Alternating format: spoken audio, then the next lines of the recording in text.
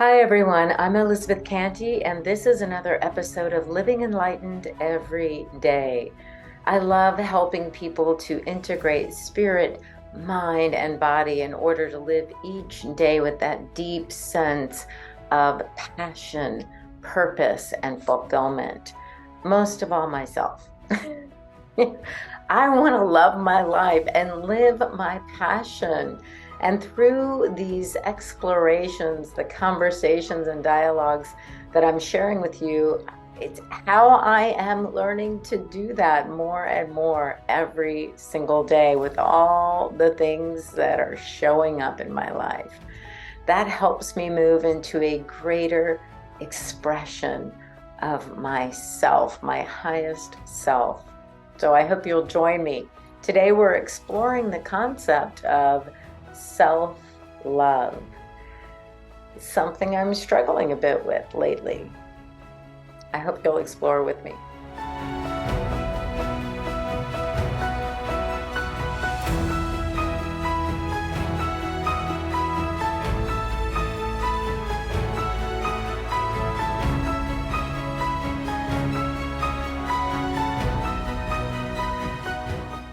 This week, I'm asking myself, what is self-love? And I've been contemplating this for over a month, but it was really put to me by someone very special that the highest form of spirituality just might be self-love. Love your neighbor as yourself. Well, how are we going to love our neighbor if we're not loving ourselves?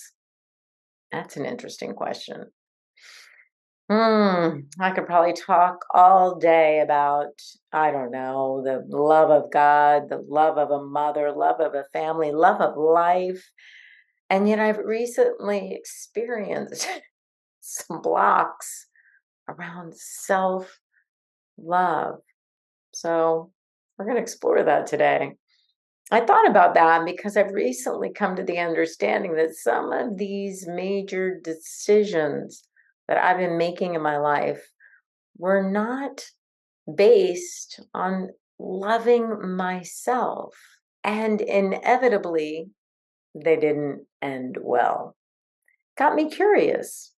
What is self love? And the first concept that came to me is that I have to choose to love myself first.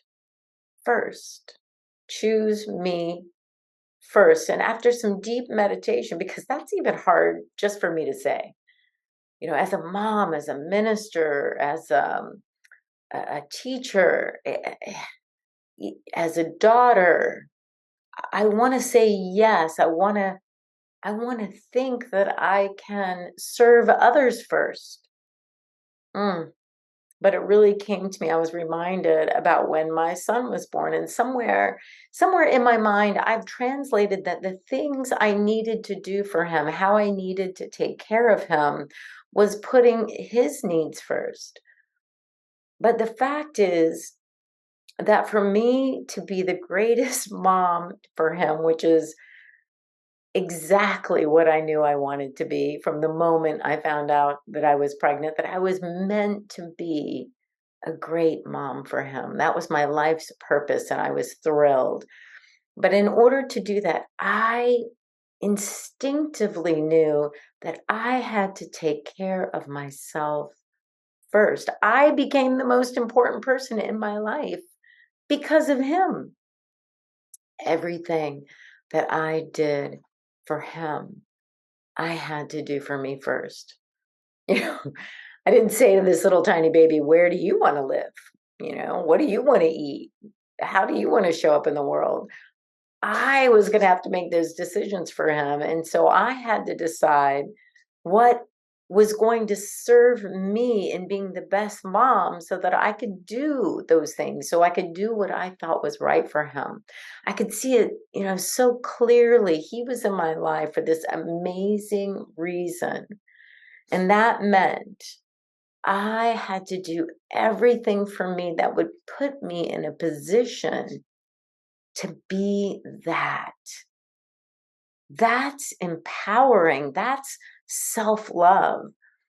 I had to practice self-love in order to be available as the best mom. I didn't know or think about the process of what I was doing until just now. And, I was fierce. I wasn't going to let anyone stand in the way of me providing this safe, loving, and creative environment for me and my son. It's like I just felt like mama bear, tigress, fire breathing dragon, probably most of the time. But for me to be my best self, the greatest mom, I knew I had to be in a safe and loving environment. I had to have enough money and friends and family. I had to feel like I could be authentically me in my expression so that I could teach him that by example. I felt like I had to put myself in a position that I could be the most me. I could love him the most, support him the most in the unfoldment of his unique expression by being my unique expression. I guess I always thought that I was taking care of him and putting his needs first, but I wasn't really. I was putting my needs first, asking, who do I need to be to show up as the best mom? Where do I need to live? Not where does he need to live? Where do I need to live to show up as his best mom?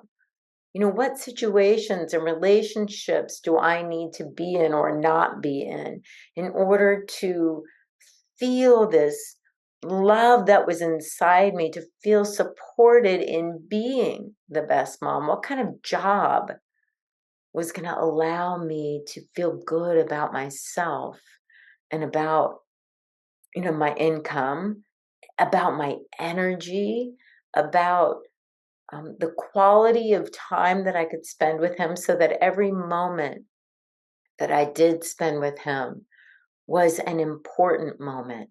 It was full. So, how could I be fully and completely available to him? I needed to take care of my needs first. That's what I've been coming to as self love. And I had it. I was, like I said, mama bear about that.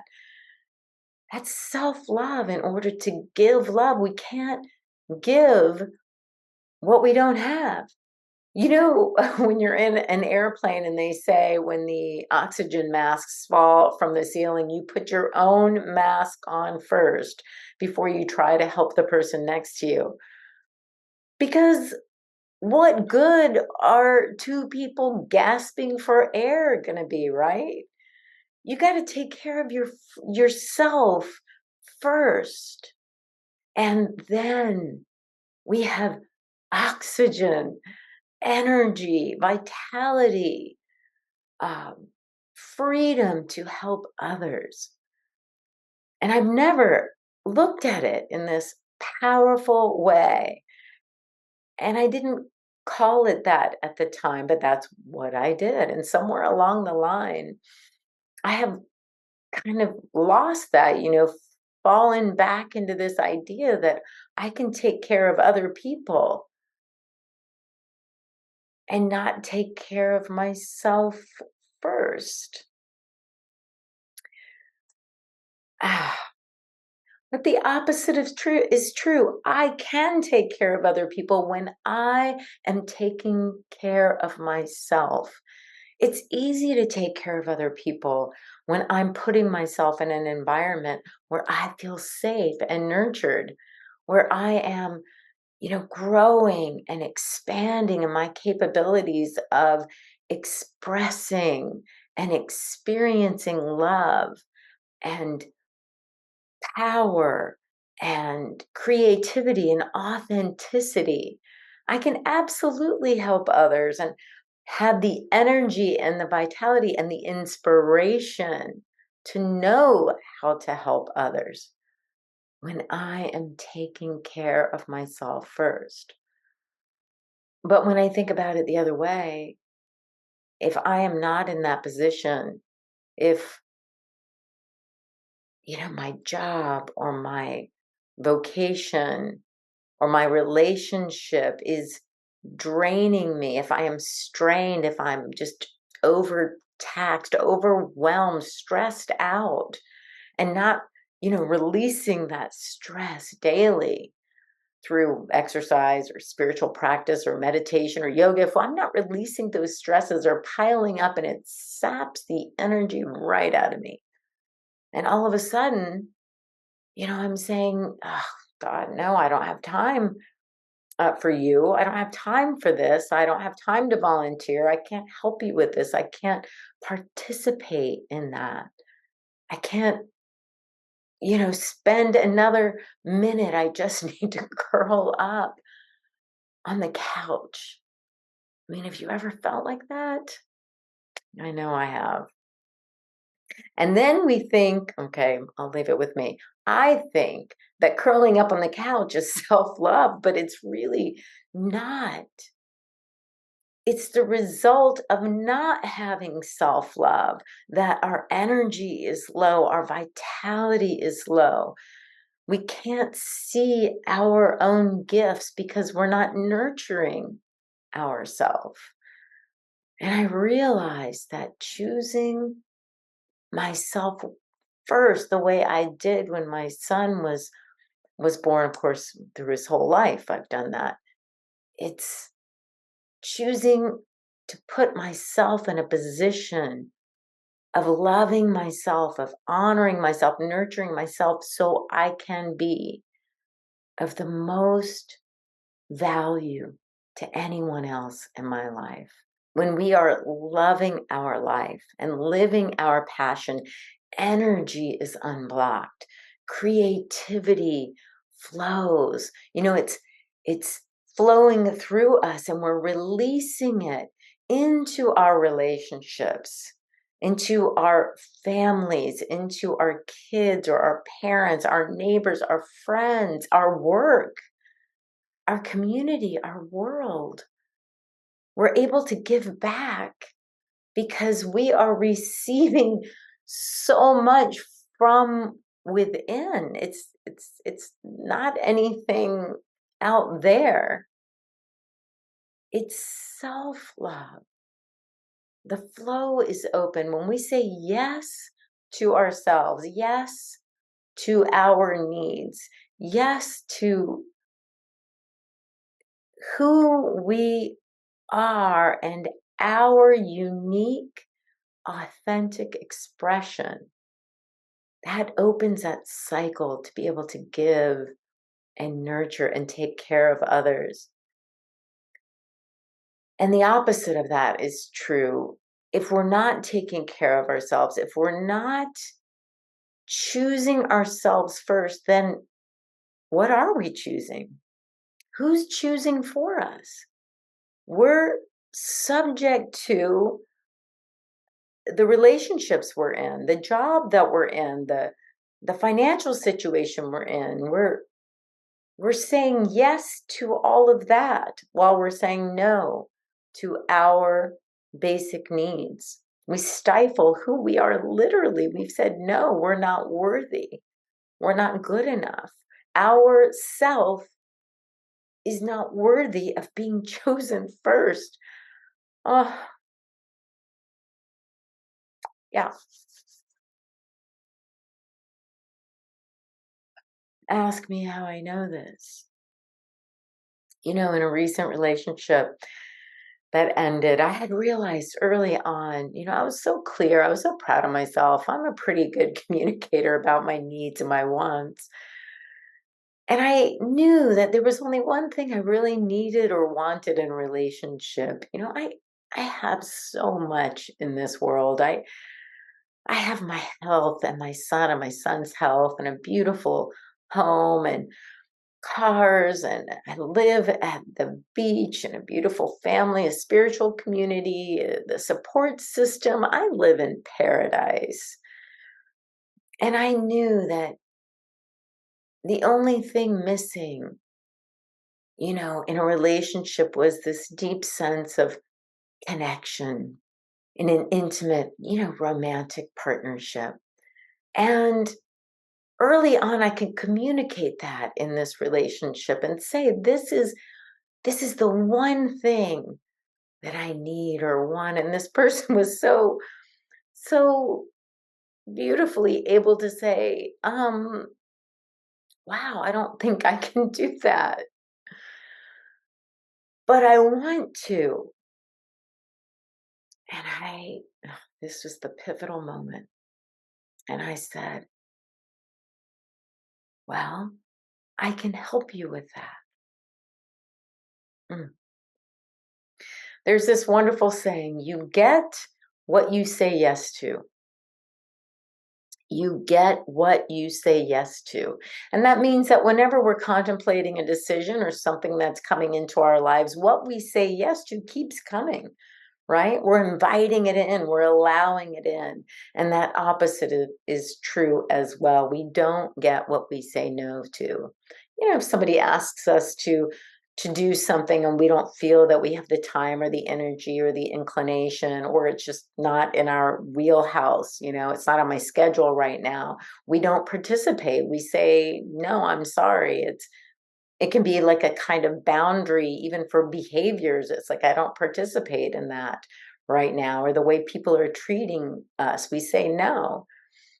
So when I said, yes, I will help you become that, I was saying no to the only thing I knew I needed in a relationship. I was saying no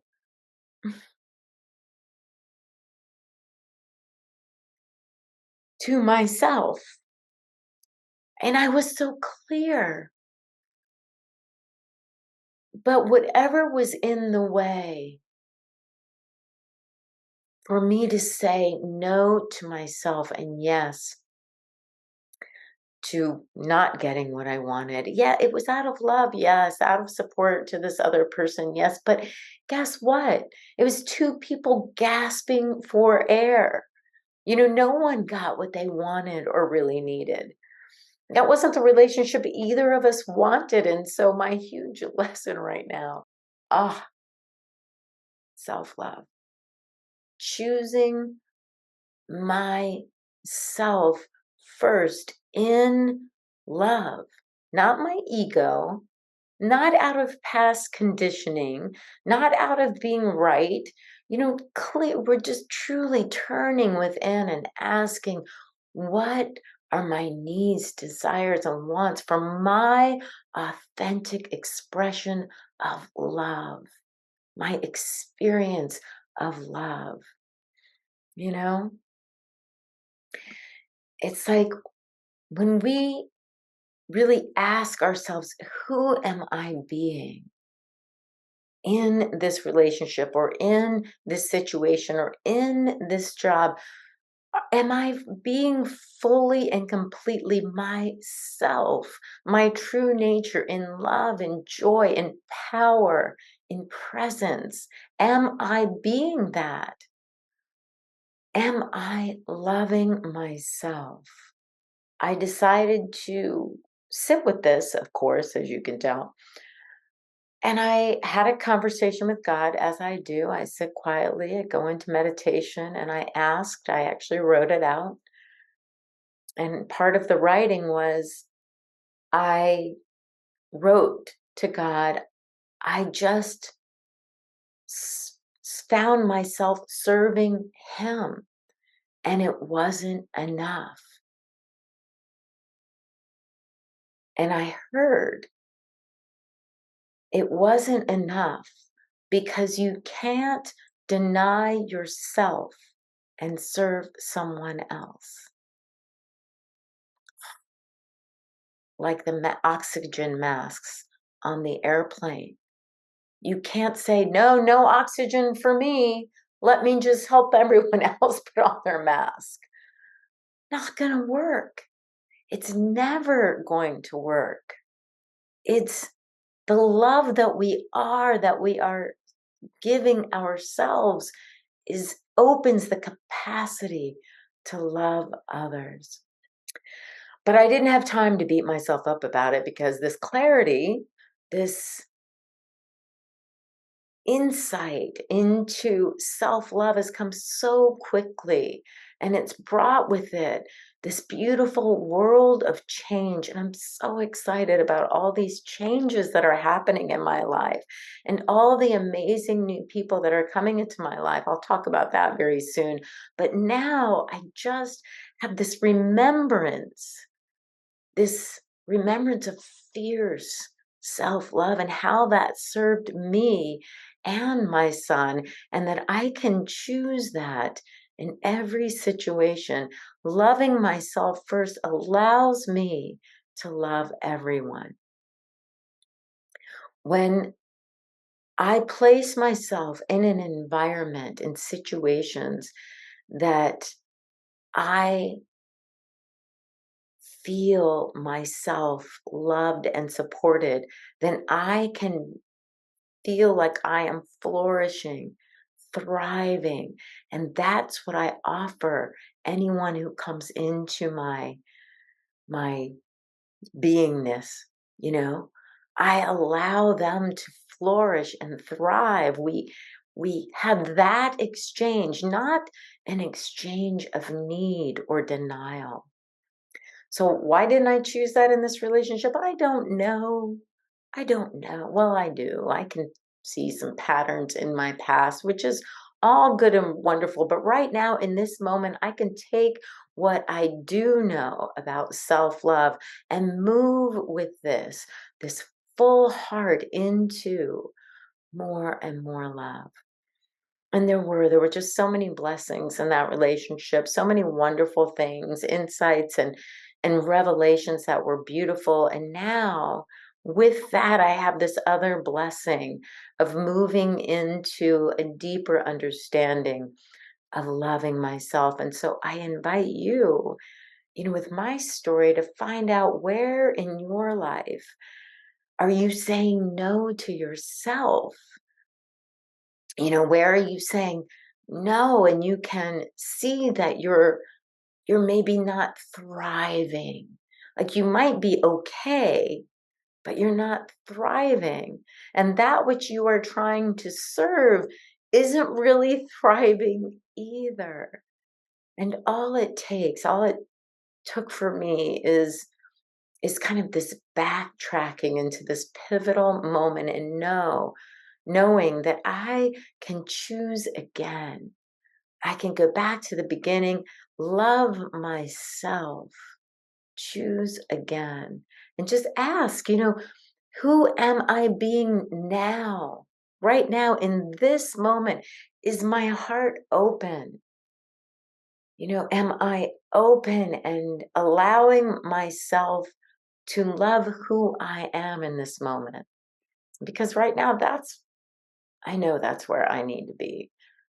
Some of us need to be in our power and in our creativity and in our passion, but it's always through self-love. In essence, the power of choice and self-love extends to who we are being in our lives. And are we fully embracing ourselves with love, joy, power, and presence? Or are we, suppressing, saying no to certain aspects of ourselves in order to be liked, to be loved, to be accepted, to collect a paycheck? Self-love is choosing ourselves first and trusting that the power of self-love is attracting to us our highest good and the highest good for all concerned.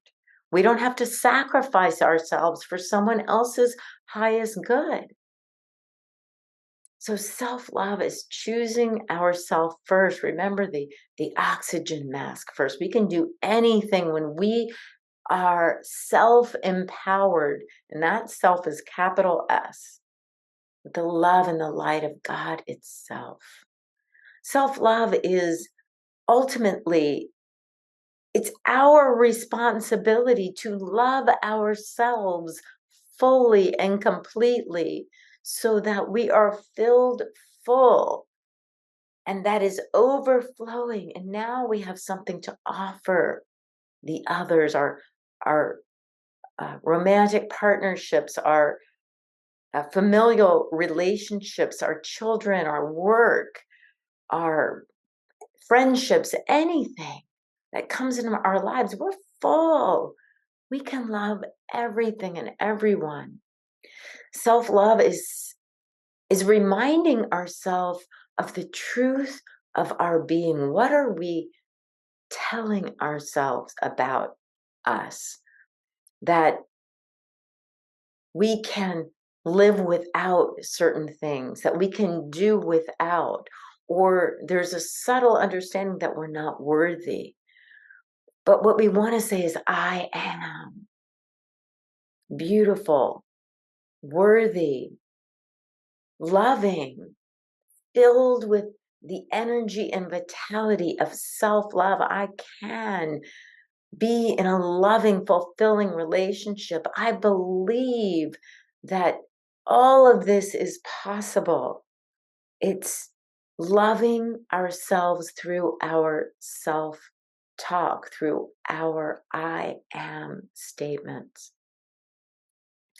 And believe me, self-love is for the mistakes and the seeming failures, the seeming mistakes, the endings, which when we really love ourselves, every ending is just a new beginning.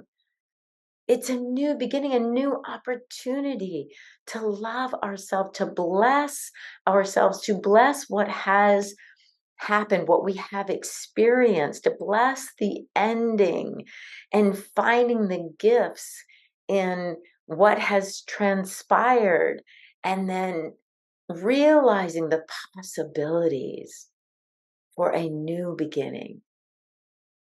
Self-love is a new beginning every single time, every single day. I die daily to the past, to what was, to what's happened. And I live in a new moment of love flowing freely in, through, and as me. So self-love is really connecting to source first, spirit first, and mind and body, integrating all of it. The integrated whole. We can't think that we're loving others and that's enough. It's connecting to source, knowing that we are love itself, the divine expression of love. And we must love our love. We must love ourselves. I'm talking to myself here, right? This is for me, and I hope that this means something for you, and it will mean something when we explore those areas of our lives that are not quite working right. We don't have to look out there. We don't have to fix anyone. We just look in the mirror, look into our soul, ourself, and love ourselves. That heals everything and anything. We cannot love ourself while hating some aspect of ourselves. We can't love ourselves and hate our body, hate our age, hate our hair, our job.